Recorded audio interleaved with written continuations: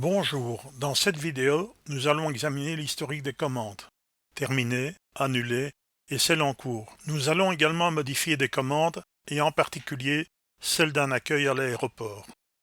Nous verrons également l'encodage d'une commande de trajet retour d'une course commandée. Pour examiner l'historique de vos commandes, ouvrez le menu déroulant de votre compte. Cliquez sur Trajet et ensuite choisir dans le menu selon qu'il s'agit d'une course à venir ou terminée.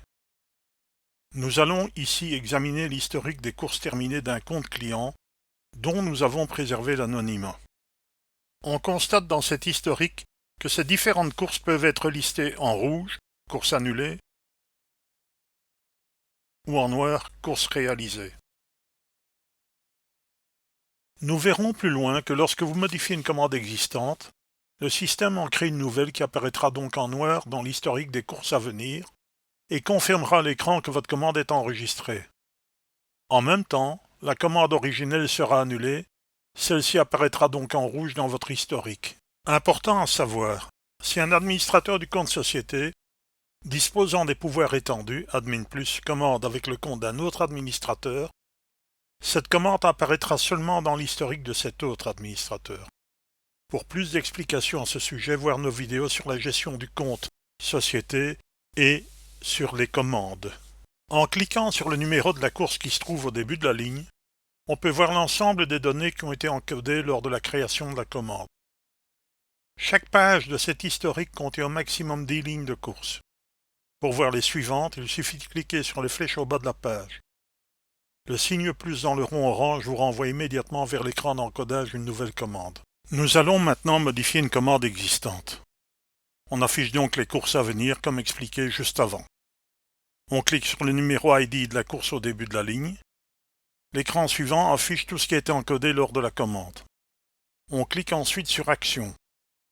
Dans le menu qui s'affiche, on choisit Modifier la réservation. Dans la zone Votre trajet, il y a le symbole d'un crayon. En cliquant sur celui-ci, on peut déjà modifier les adresses de départ et d'arrivée de la course commandée.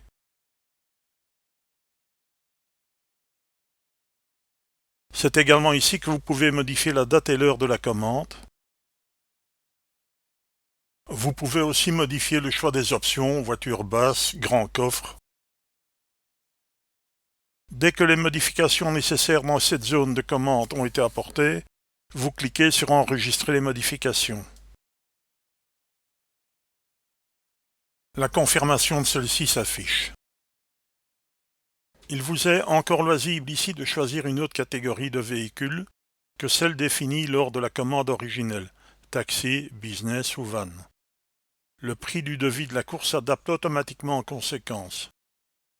Vous pouvez encore ensuite modifier les références de votre commande. Dans cet exemple vidéo, la référence de département est modifiée de commercial vers production et le numéro de dossier est également modifié de 789 à 156. Vous pouvez également modifier le choix du passager et si la réservation est faite par un Admin+, administrateur du compte avec pouvoir étendu, modifier le compte avec lequel cette commande est passée.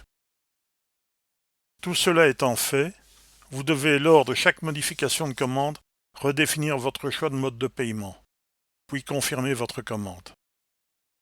Dès ce moment, la course originelle sera listée en rouge dans la liste historique des courses terminées, et cette nouvelle course créée par le système suite à la modification apparaîtra dans les courses à venir. La commande du trajet retour. Reprenons maintenant cette même course que nous venons de modifier, dont la destination est l'aéroport de Zaventem. Pour cela, encore une fois, nous allons dans les courses à venir et nous cliquons sur son numéro ID au début de la ligne. Dans le menu Action, on choisit Trajet retour. Automatiquement, les adresses de départ et de destination sont inversées. Mais attention, la date et l'heure préencodées restent les mêmes que celles enregistrées dans la première course. Il ne faut donc pas oublier de les modifier. Les autres éléments de la commande, type de véhicule choisi, référence de facturation, peuvent également être modifiés pour le trajet retour. Remarque importante. Dans cet exemple, le trajet retour consiste à aller rechercher quelqu'un qui s'est préalablement rendu à l'aéroport lors du trajet aller. Il s'agit donc d'un accueil à l'aéroport. Il faut dans ce cas cliquer sur le symbole de l'avion et dans les écrans pop-up suivants, indiquer ensuite le numéro de vol et choisir la date d'arrivée, comme indiqué dans notre vidéo sur la manière d'effectuer des commandes. S'il s'agit d'un retour au départ d'une gare, indiquez si possible le numéro du train et sa provenance. Ici aussi, veuillez remplir si nécessaire les références que vous souhaitez voir apparaître sur vos factures et choisir le mode de paiement désiré. Confirmez ensuite votre commande.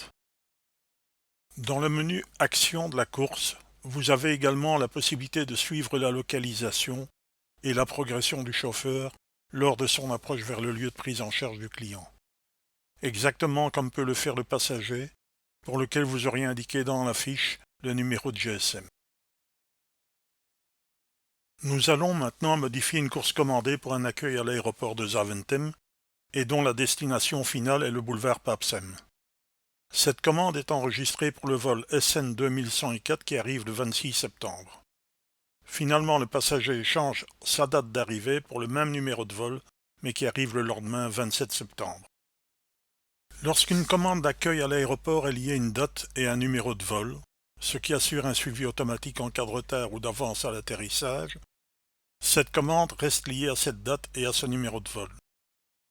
Si vous voulez modifier la commande, vous cliquez sur le crayon, puis vous devez obligatoirement cliquer sur le symbole de l'avion au niveau de l'encodage de l'adresse de départ et réencoder le numéro de vol. Cela même si le numéro de vol reste le même mais que l'accueil est prévu pour une autre date. Ce sera également le cas si vous voulez simplement modifier le délai entre l'heure d'atterrissage de l'avion et celle de la présence de notre chauffeur dans le hall des arrivées de l'aéroport. L'aéroport étant choisi, vous indiquez dans le premier écran pop-up le numéro de vol, dans le second la date, et vous suivez ensuite la procédure habituelle pour terminer votre commande.